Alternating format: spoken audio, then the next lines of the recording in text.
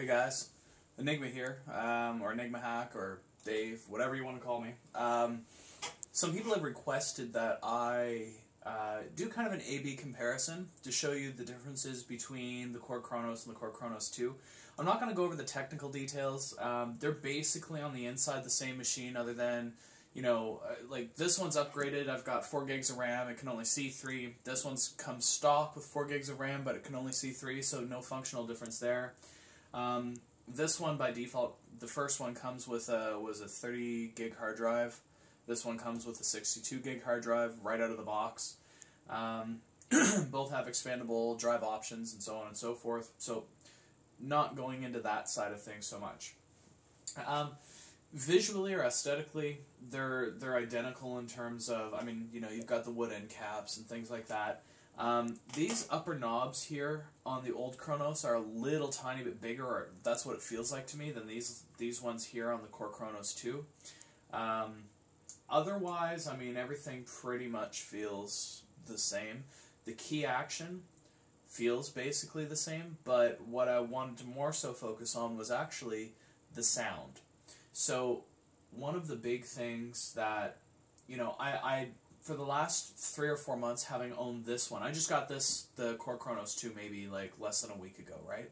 So the Korg Kronos, I've had this for maybe 3 months, I think now, 3.5 months, and I've gotten really used to the piano sound. I've gotten used to the action and things like that, to the point, like, when I go back, I'm pointing over here, you can't see it, it's my Kurzweil PC3K, it's leaned up against the wall. When I went back to that, and I just hauled it out because I wanted to boot it up and play it a little bit. I played it, and the action felt a little spongy. It was something that I had gotten used to, had playing Kurzweil for a while, well, for like 15 years, and then, you know, came back to this and got used to this action, and it makes a huge difference. But that being said, going from this action to this action, both being the weighted keys, I'm not a fan of the 61 key keyboards. I like piano kinds of action, or piano type action, and so yeah, the action between this one and this one feels identical to me. One thing I have noticed, and this doesn't happen very often, and I understand for some people it happens more frequently, is playing double notes. So what happens is you'll trigger a note, and when you trigger the note, what happens is it goes like this. Like that's what you hear, even though you're still holding it down. What I've found that happens is it's like the weight on the inside, and it triggers. So it triggers the sound, but then it triggers it again a second time, and then immediately releases. So it's like it triggers and then triggers again at either, you know, triggers again and then stops, or triggers a second time at a really, really, really low velocity, so you can't hear it even though it's technically still there. I haven't had that once happen with Korg Kronos2, not at all. So I don't know if that's something that people have been complaining about. I have experienced it on the Korg Kronos, very infrequently, and I play pretty hard sometimes, but I have yet to have that happen on the Korg Kronos2. Now, maybe that'll change if I have this for 3 or 4 months, and I might experience it once in a while, but, you know, we'll see what happens. So, that all being said, I have a small list of things that I kind of wanted to talk about. So, one of our agenda is I want to do a direct A-B comparison between the Kronos German Grand and the Berlin Grand. And what I want to do is, you know, by having both of these keyboards, I can do a direct side-by-side comparison where, you know, a lot of these clips online, you'll hear a whole piece of one and then a whole piece of another. That's awesome, except you get acclimated to the sound.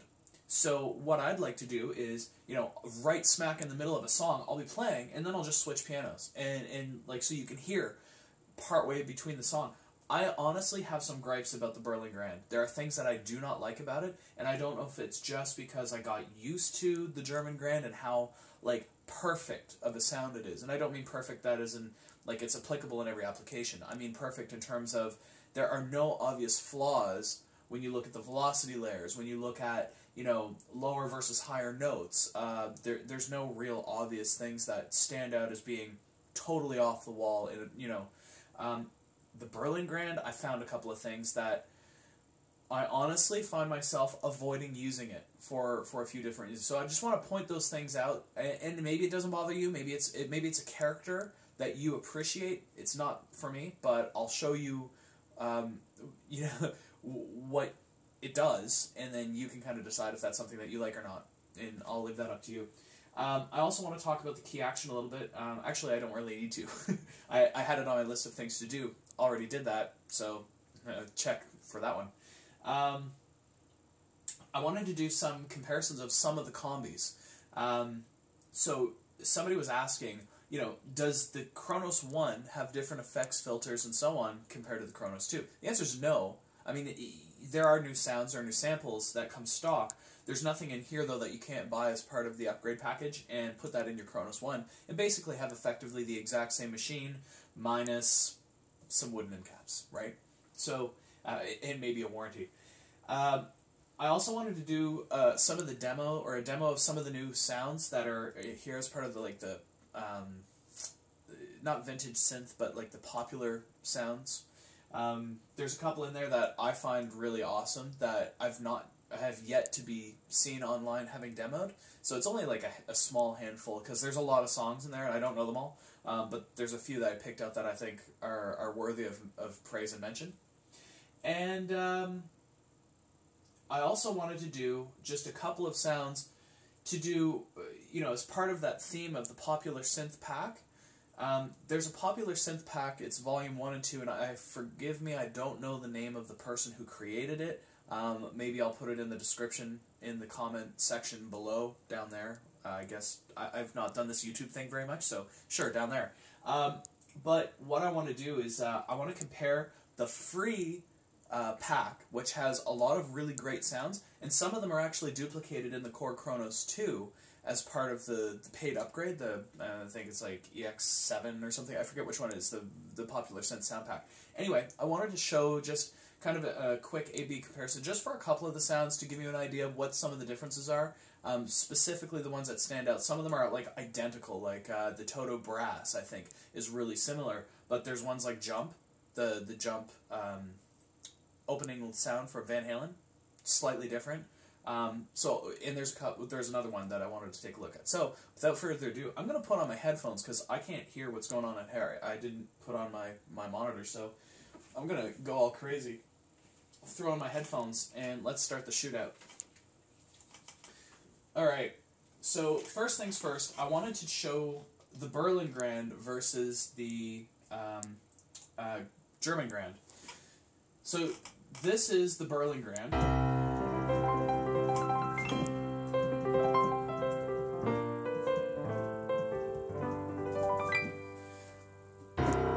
So it's got some nice, like, big sound. I notice that's a little bit more realistic for me of a very large piano. The German Grand, there's nothing wrong with that. It's just, that's like your brand new hammers that are just slightly worked in, and they're like, you know, super dead cut off, where I'm not going to say on a real piano because they're both obviously sampled off real pianos, but the Berlin Grand is all, it feels like a bigger piano to me. So.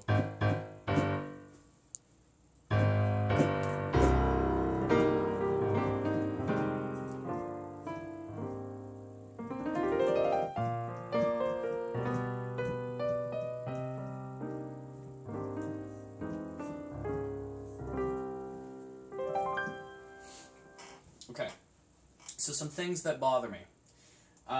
Around this section here, there's some resonance on some of the velocity layers. Not all of them, but just some of them. So I'm going to see if I can, like, show you.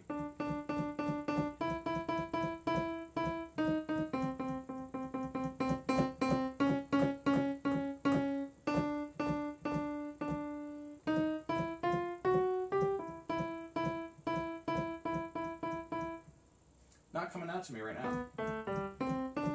It's funny because I always find it when I'm playing it. Yeah, there it is.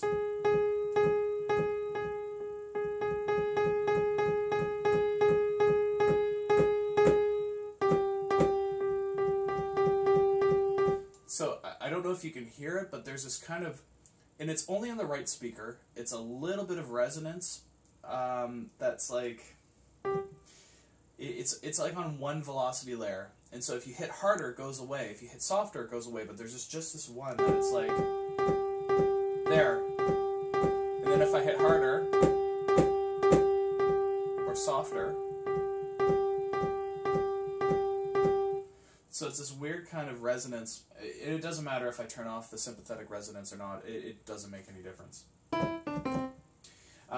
Another thing that I found is, yeah, both pianos that are tuned properly, I say properly, typically use stretch tuning. So when you get into the higher notes, you can hear the German grand is actually sharper on the C than the Berlin grand here.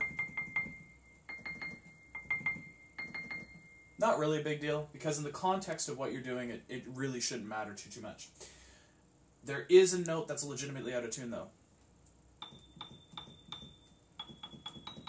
So if you listen to the B flat, or the A flat, pretty good, but when you listen to the A,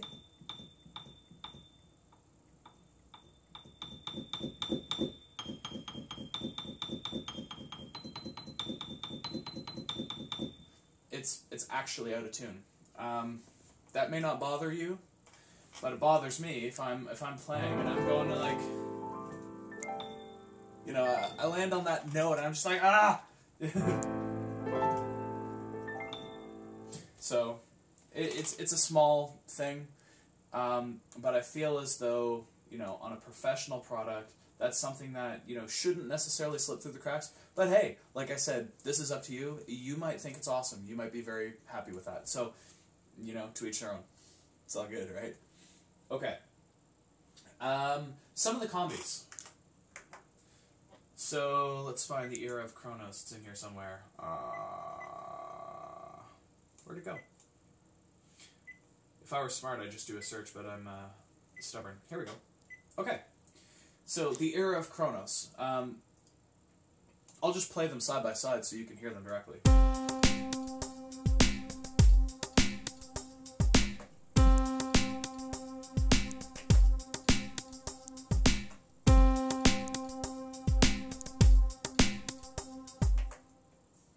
So, oh yeah, the volume on one is slightly higher than another, but generally, they're the exact same. So,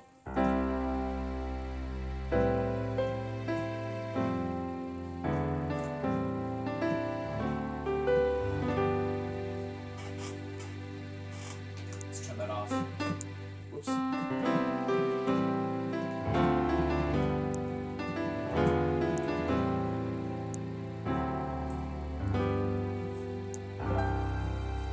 So, yeah, they're the exact same. If I go to another one, this is what, Smooth Janitaz? It's EP1, I guess.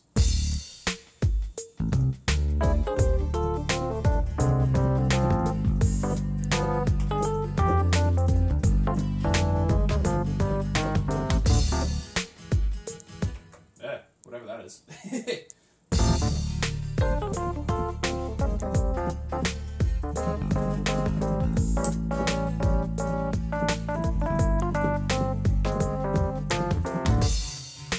Whatever. Yeah, so if I play them side by side, exactly the same. And every example that I've gone through and kind of experimented with, it's totally the same thing. Alright, I wanted to demo a couple of the new sounds, Korg Kronos 2, so I'm just going to kind of jump in. This is my absolute favorite. I didn't even really like this song to begin with. I'm just really, really happy with how this sounds. So, whoops. This one. Now I have to see if I can remember how to play it.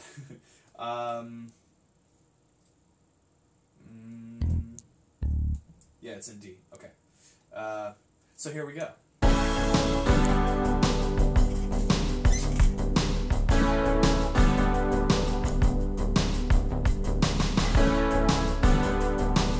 I'm not gonna sing.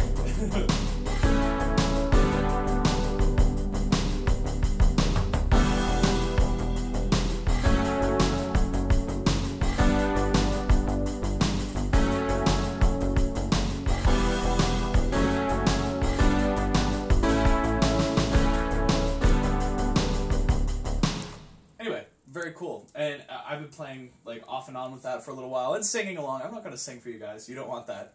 That would be bad news. But I really like that, and it you know, kind of doing an A/B comparison with video on YouTube. And this isn't the video. I'm not going to find it real quick, but yeah, it's like bang on. It feels like it's identical to me, so that's awesome. Another one. I'm a big fan of Train. Which one is this? And now the funny thing is, it's Drops of Jupiter, and the Kurzweil has it set up so that it's this like live performance where it has the organ way on one side, and then it has the piano pad here. This is just the piano pad, but they do something really interesting where they have like this pad layer that kind of sounds like an organ too. So it's just like...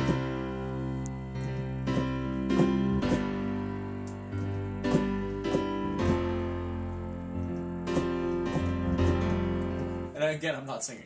But yeah, no, it sounds great. So for those of you that actually play the song and I'm playing wrong notes, sorry. You know, okay. This one, Nothing from Nothing. Not everybody knows this. Some of you do, some of you don't. And I'm totally going to screw that. I haven't played or practiced this song in such a long time. Used to play it with a band, but I'll see what happens.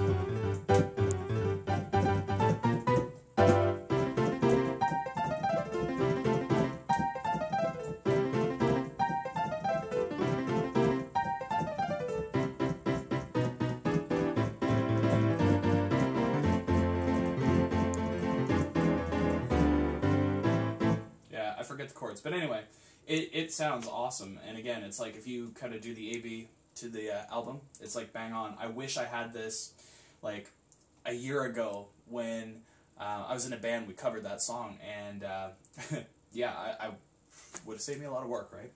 Okay. Again, this is there's this video of an Asian guy that was, and I don't know the guy's name. He's actually really good at the piano too. He totally does this song, but he kind of does it wrong. So, but it's just a great sounding, and it is, again, very, very close to the album. But they did it an octave down compared to where I'm used to playing it.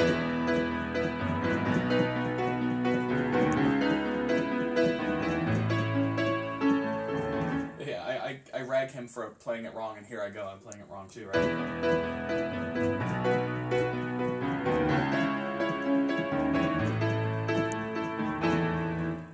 Anyway, very cool. Very happy with that one. And then this one. Yeah.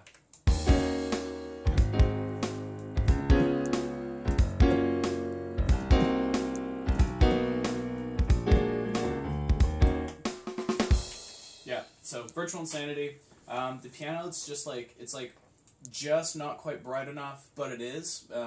Yeah, no, it's a good mix. So anyway, a couple demos.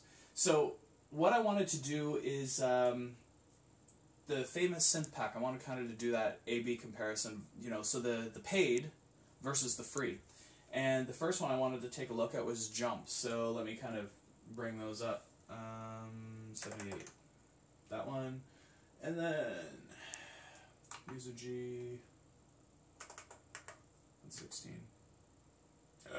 It's not there. Oh, it's... There we go. Okay. So, I always play this intro wrong. Yeah.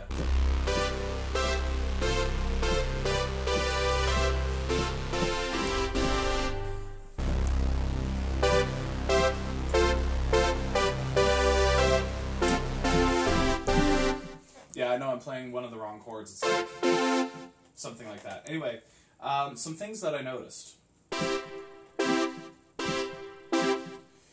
This one, the free one, is much more present. It's much more in your face.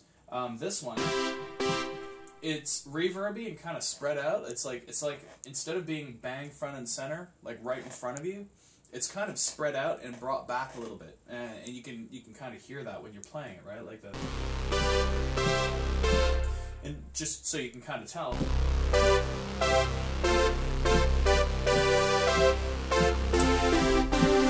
There, I tried to play it right that time.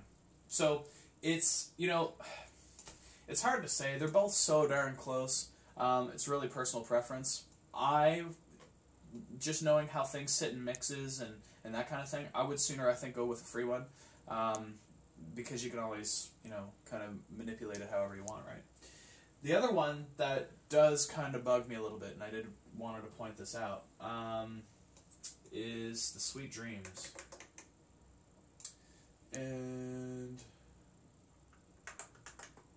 okay, I'm just going to say this straight out: the free one's way better.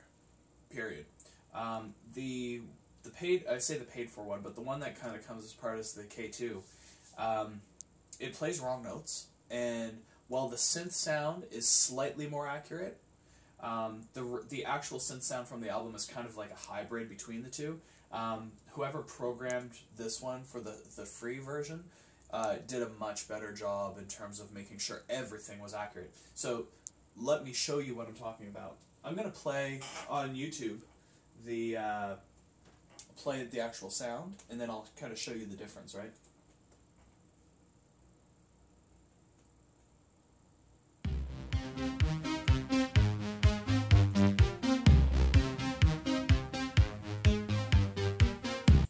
Okay, so other than they're both missing that little thunder kind of sound, which is not really a big deal, let me show you this one.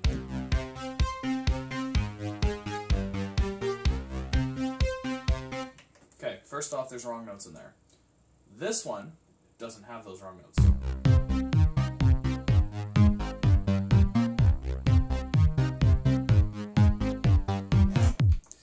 Now, ideally, what I would do is I would take this synth sound, like this synth sound sounds a little bit more accurate to me, but these are the right notes. So if we could just kind of make a hybrid, smash those together, that'd be awesome. So yeah, that's kind of a couple of the comparisons that I wanted to just kind of quickly point out. Going back to the piano thing, I meant to and completely forgot to kind of show you the difference between the Kronos, the German Grand, and the Berlin Grand in the middle of playing. So doing that A/B comparison. So yes, I did.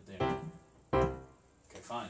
Let me see if I can coordinate this. I haven't practiced this, but I'll do my best. Right? Oh, wrong pedal.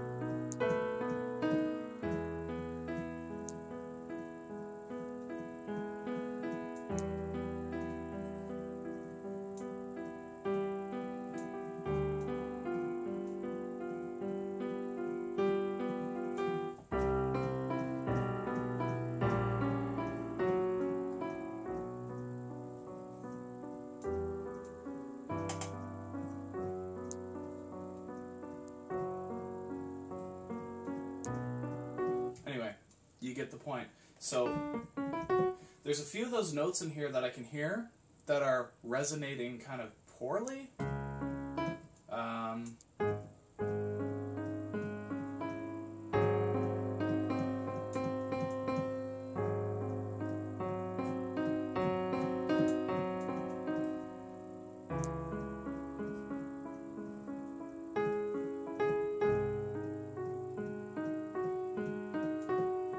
There. Did you hear it?